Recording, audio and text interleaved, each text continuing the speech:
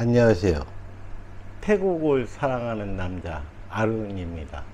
오늘 여러분들한테 제가 말씀드릴 부분은 여러분들이 특히 동남아 여성들한테 만남을 가졌을 때 조심해야 될 일들, 또한 여러분들이 가장 많이 듣는 태국 여성들의 달콤한 멘트, 그런 것을 몇 가지 제가 알려드리려고 합니다.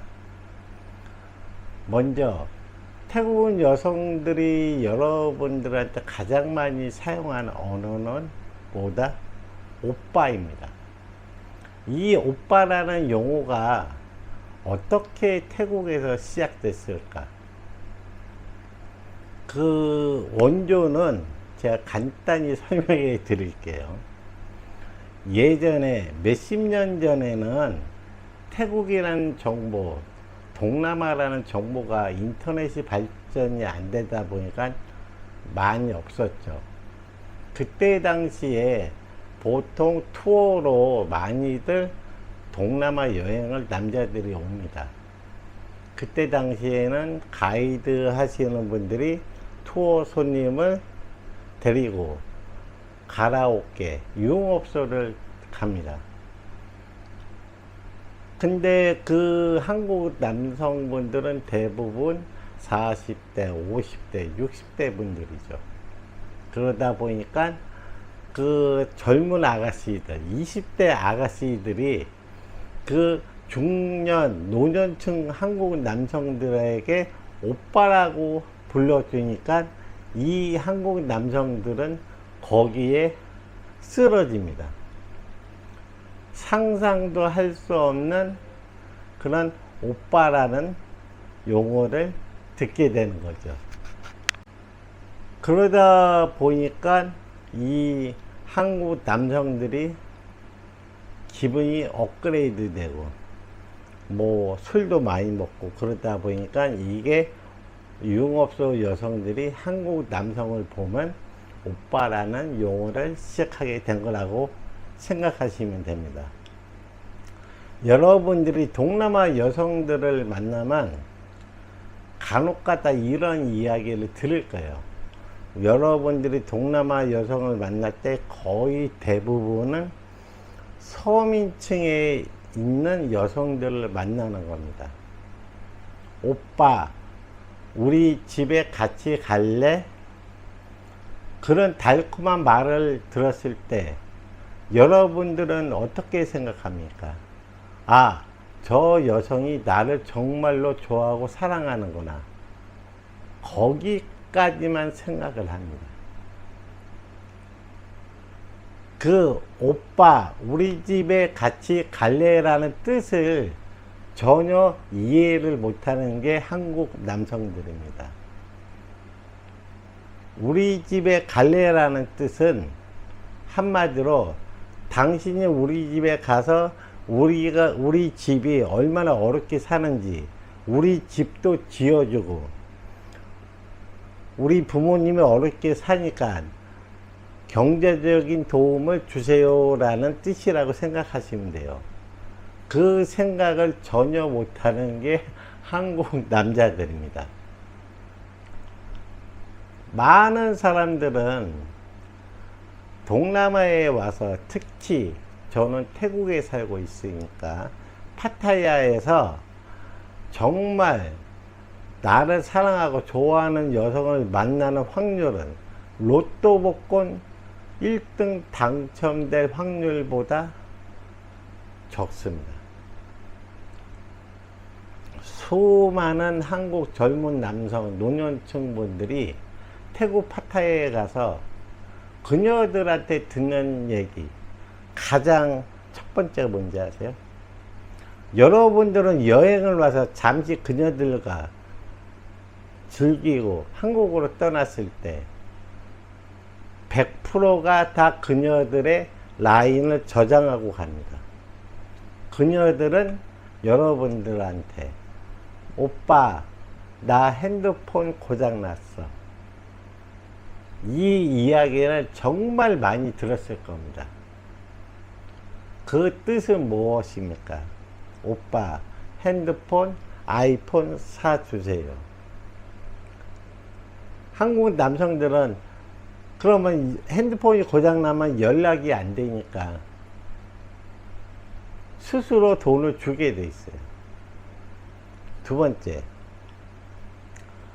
태국 여행을 와서 여러분들이 그녀들을 일하는 유흥업소에 가서 술을 먹고 또 그녀들과 같이 방에서 데리고 가서 방에서 대화도 하고 그 관계에서 여러분들은 이런 이야기를 많이 들을 겁니다. 오빠, 나 고향이 밥 주러 가야 돼. 나 조금 일찍 갈게. 오빠, 나 친구가 방 키가 없어서 내가 가서 방을 열어줘야 돼. 그런 다양한 핑계를 댑니다. 그런 핑계를 대는 여성들은 어떤 여성일까? 잘 생각해 보세요. 여러분들이 가게에다가 선불을 냈을 경우에 그런 멘트가 나옵니다. 거기까지만 제가 유튜브 영상이기 때문에 각자 생각하기 바랍니다.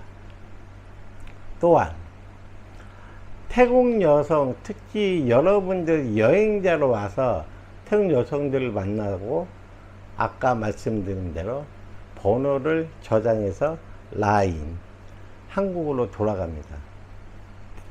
그녀들은 말일만 되면 수많은 고객들한테 동시로 문자를 보냅니다. 왜? 자기 방값을 내야 됩니다. 그러면 그 여성과 만난 수많은 남자 중에 한 명이 돈을 보내줍니다. 오빠, 나 말일인데 방값이 부족해. 좀 도와줘. 거기에 가장 많이 걸리는 남성들이 아시아 남성들, 특히 한국 남성들이 가장 많이 걸립니다. 어떻게 보면 한국 남성들이 정말 순진해요. 그 여성은 자기한테만 보낸 문자가 아닙니다. 수많은 고객 남성들에게 동시로 문자를 보내는 거예요. 거기에 주로 한국 남성들이 많이 걸립니다. 두 번째, 여러분이 한국에 있을 때 이 여성들은 문자를 보냅니다. 오빠, 우리 엄마가 아픈데 병원비를 내야 돼. 돈이 없어. 그 남성 한 명한테 보내는 게 아닙니다. 그것도 동시 다발적으로 수많은 고객에게 동시로 보냅니다. 그런데 한국 남성들은 대부분 자기한테만 도움을 청한 줄 알아요. 그런데 실질적으로 엄마가 병원에 입원했냐? 대부분 거짓말입니다. 제 경험을 한번 이야기할게요. 파타야에서 유흥업소 여성을 사귀었을 때인데 그 여성이 저에게 할머니 장례식 비용이 필요하다고 돈을 빌려달라고 합니다. 저는 더 이상 나한테 연락하지 마 하고 딱 거절을 했습니다. 그런데 얼마 후에 한두 달 지나서 그녀의 페이스북을 봤는데 할머니는 멀쩡히 살아계시더라고요. 여러분이 만나는 유흥업소 여성들의 어머니는 자주 아파요. 여러분이 만나는 유흥업소 여성들의 가족들은 자주 죽습니다. 이게 현실이에요. 제가 말씀드리는 요지는 무엇이냐면, 유흥업소 여성은 여러분들이 돈을 주었을 때, 돈을 한국에서 보냈을 때 여러분들한테 달콤한 멘트를 하는 겁니다. 그녀들은 여러분을 수천 명에 속하는 한 명의 고객일 뿐이에요. 그 이상도 그 이하도 없어요. 그 고객은 무엇입니까? 나에게 매달 돈을 주고, 나에게 매일 좋은 것을 사주고, 나에게 매일 돈도 주고, 나에게 매일 맛있는 밥을 사주고, 여러분들이 돈이 있을 때만, 나에게 현재 돈을 쓸 때만 여러분들은 그녀들한테 알려부유를 받을 수가 있는 거예요. 그것을 아직 인지 못하는 한국 남성들이 상당히 많습니다. 어머니가 아프다, 동생이 교통사고 났다. 이 멘트는 특히 파타야에서는 자연스럽게 나오는 멘트입니다. 근데 이 멘트를 사용할 때 어떤 사람 대상으로 사용하는지 아세요? 같이 거주할 때는 그런 멘트를 사용 못합니다. 왜? 확인할 수가 있으니까. 그럼 거짓말이 탄로나거든요. 그런데 거의 대부분 여행객으로 와서 유흥으로 만난 여성들이 그 남자가 고국으로 돌아갔을 때 그런 멘트를 날립니다. 왜? 확인이 안 되거든. 어떤 여자는 가짜 사진으로 병원에 입원하는 사진을 보내는 경우도 있어요. 대단한 사건이죠. 여러분들이 가장 최근에 한국 젊은 남자가 가스라이팅 당해서 파타야 여성에게 몇 억을 송금한 적이 있습니다. 한 번에 몇 억을 보낸 것이 아니라 그녀는 동생이 아파 돈 보내고, 엄마가 아파 돈 보내고, 엄마가 교통사고 났어 돈 보내고, 집에 자동차 할부값을 내야 돼 돈 보내고, 오빠 나 유흥업소에서 이제 그만둘 거야 그런데 빚이 있어 그럼 또 돈 보내고, 그렇게 해서 몇 억을 보낸 한국 젊은 남성이 있었습니다. 그 사건은 제가 보기에는 아마 뒤에서 한국 남자가 그 유흥업소 여성을 조종해서 한국 순진한 젊은 남성을 가스라이팅 한 걸로 생각돼요. 이렇게 유흥업소 여성을 여러분들이 만나려면 상상도 못할 금액이 어느 순간 다 빠져나갑니다. 왜?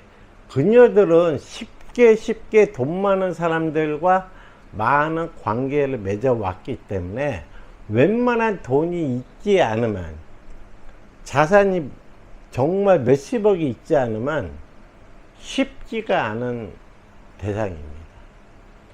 그녀들은 여러분들이 한국에서 건물이 있어, 나는 한국에서 큰 사업을 해, 그거는 아무 의미가 없어요. 그녀들한테 가장 의미 있는 남자는 현찰을 나한테 바로 지금 이 순간 주어야지 가장 사랑하는 멘트를 남자한테 날립니다. 한국에 돈이 몇십억 있어, 그것은 아무 의미가 없어요. 그녀들은 절대 믿지도 않습니다. 왜? 수많은 남성들을 만나기 때문에 얼마나 많은 남성들이 거짓말을 해왔겠어요. 그녀들은 다 알고 있어요. 저 남자가 거짓말하고 있다. 저 남자가 어떻다. 그런데 한국 사람들이 특히 유흥업소 가서 나는 어떻다, 나는 어떻다, 돈이 많다, 한국에서 뭘 한다, 사업을 크게 한다, 이런 말을 많이 합니다. 그것은 바보들이에요. 그 여성들을 아직 몰라서 그러는 겁니다. 이 여성들은 철저하게 지금 이 돈이 나에게 왔을 때 여러분한테 사랑의 멘트를 날리는 거지, 여러분이 한국으로 돌아가서 좋아한다, I love you, 수많은 한국 남자들이 멘트를 날립니다. 뭐로? 라인으로. 그렇지만 그녀들은 속으로 아무 감정이 없어요. 그냥 고객이니까 멘트를 날려주는 거예요. 그러다 돈 보내주면 좋아하는 거죠. 그래서 여러분들이 너무 쉽게 태국의 유흥업소 여성을 판단하지 마세요. 이 여성들은 철저하게 우리는 뭐다? 공적인 관계예요. 사적인 관계가 아닙니다. 저도 파타야에서 2년 정도 살 때 수많은 유흥업소 여성들을 같이 동거를 해봤습니다. 저는 그녀들이 남자를 만나러 갈 때도 이해를 합니다. 왜? 그녀와 나는 공적인 관계니까. 뭐 제가 돈을 주거나 그런 관계가 아니기 때문에 저는 나가서 일해. 다만 네 몸 관리는 잘 해라. 그렇게 멘트를 날립니다. 네가 손님을 만나서 나가서 일하는 거에 대해서 나는 이해를 한다. 왜? 너에게 내가 경제적으로 도움을 주지 않으니 너는 나가서 일을 해서 돈을 벌어야 되니까. 그 정도의 마인드가 있어야 됩니다. 그 정도의 마인드가 없으면 여자 못 만나요. 그러니까 우리가 파타야에서 그 여성들과 만나는 관계는 여러분이 지갑에 돈이 있을 때, 많은 한국 남자들이 파타야에서 유흥업소 여성을 처음에 만납니다. 돈을 조금 갖고 와서. 그리고 동거도 합니다. 매달 돈도 줍니다. 왜? 처음에 왔을 때는 돈을 갖고 오니까. 그러다 수많은 한국 남자들이 동거하다가 돈이 떨어집니다. 왜? 여기서 일을 할 수 없으니.